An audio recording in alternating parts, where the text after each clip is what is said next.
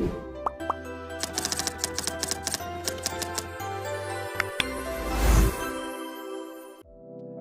everyone, today we are diving into the world of psychology with the help of Sigmund Freud, a pioneer in understanding how our minds work. So, first, meet Sigmund Freud, a brilliant thinker born in 1856. He changed the way we think about ourselves by exploring the hidden parts of our minds. Though psychoanalysis is a mainstay of mental health treatment today, this wasn't always the case. It wasn't until an Austrian neurologist by the name of Sigmund Freud started listening to his patients as a means of better understanding their minds in early 20th century. One of the defining characteristics of psychoanalysis is the understanding and distinctions of conscious and unconscious thoughts, and the focus on bringing unconscious elements to the forefront of one's minds for proper management. In addition to the introduction of psychoanalysis, Freud also proposed several other theories, including their psychosexual development theory, which the following will explore further.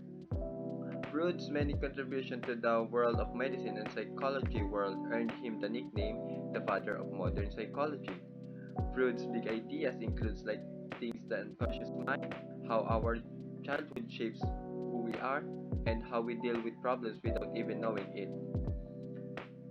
His method, called psychoanalysis, helps people talk about their thoughts and feelings. Even though Freud's ideas are old, they still matter today. We see them in movies, books, and even everyday conversations. Understanding Freud's help us understand ourselves and others better. Let's join forces to discover more about Freud's lives and ideas. Together, we are going to unlock the mysteries of the human mind. So let's get started on our journey with Sigmund Freud. What is psychosexual theory? Sigmund Freud's psychosexual theory suggests that individual personality and sexuality evolve through 5 different stages of life. During each stages, different pleasures, seeking, or sexual energies become focused on a specific erogenous region of the body.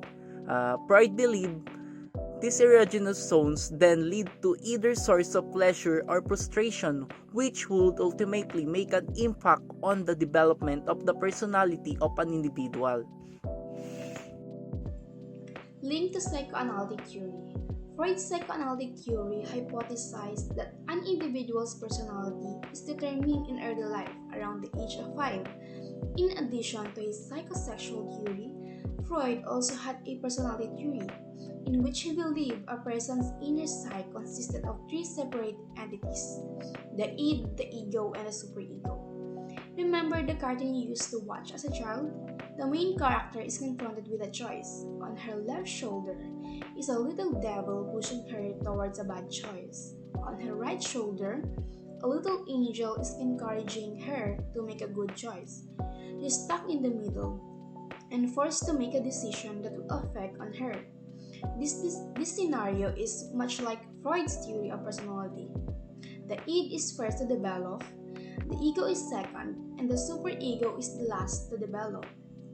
The id is the biological component of the personality and includes your instincts. The id operates in our unconscious mind. It is like the little devil sitting on the character's shoulder, that always selfish and needy. It operates according to the pleasure principle. It's the idea all of your needs should be met immediately. Then there's the superego. The superego exists in all 3 levels of consciousness. The superego is the little angel. It always concerned with what is socially acceptable. The superego pushes you to obtain the ego ideal or your view of what is right. It also represents your conscience or your view of what is considered wrong. And you have ego. Ego operates in your preconscious and conscious mind. The ego is part of the personality that makes your decision. This is like the cartoon character in the example. The ego is in the middle and makes the decision and faces the consequences. The ego operates according to the reality principle. It is the idea that desires of the id must be satisfied in a method that is both socially appropriate and realistic. Freud believed that if an issue arose during a particular development stage and was not addressed accordingly, a fixation would develop that could ultimately negatively affect an individual's personality.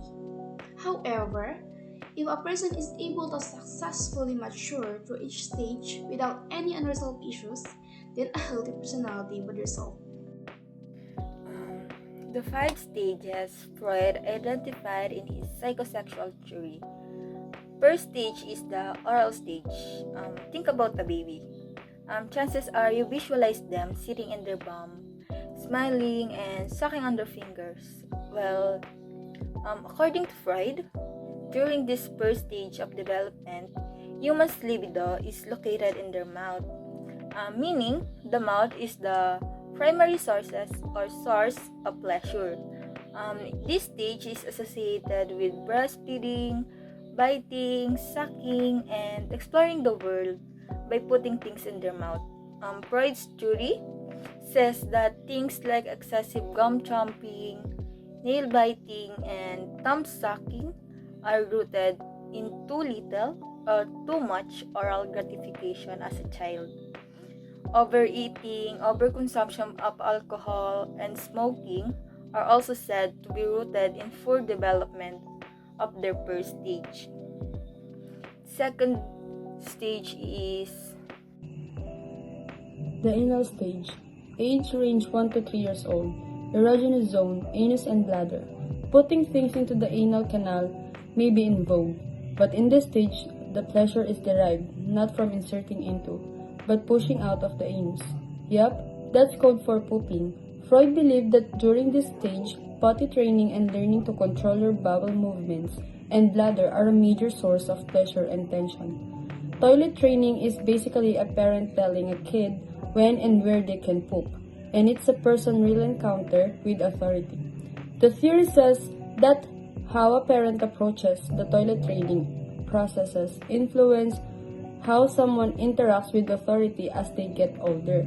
Harsh potty training is tough to cause adults to be anal retentive, perfectionists, obsessed with cleanliness and controlling. Liberal training, on the other hand, is said to cause a person to be anal expulsive, messy, disorganized, oversharing, and having poor boundaries. To sum up, anal stage in Freudian psychoanalytic theory, the period in child's psychosexual development during which the child's main concern are with the processes of elimination. The anal stage is generally the second and third years of life, is held to be the significant for the child's later development because the acquisition of bowel control is presumed to be connected to other form of self-control such as cleanliness and orderliness. The phallic stage, age range 3 to 6 years old, erogenous zone, genitals specifically the penis. As you might guess from the name, this stage involved fixations on the penis. Freud proposed that for young boys, this meant obsessions with their own penis. For young girls, this meant fixations on the fact that they don't have a penis. An experience he called is penis envy. In Sigmund Freud's psychosexual theory, latent phase occurs in the ages of around 6 to puberty. It's a stage where sexual desires are repressed and children focus more on developing social and intellectual skills. For example, a child in latent phase might be more interested in making friends, learning at school, and playing sports rather than thinking about romantic relationships or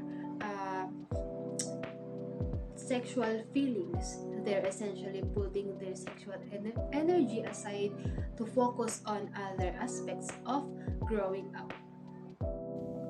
The genital stage. The age range is 12 and up or puberty until death.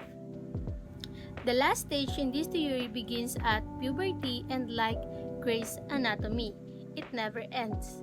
It's when the libido emerges. According to Freud, this is when an individual begins to have a strong sexual interest in the opposite sex. And if the stage is successful, this is when folks have heterosexual intercourse and develop loving, lifelong relationship with someone of the opposite sex.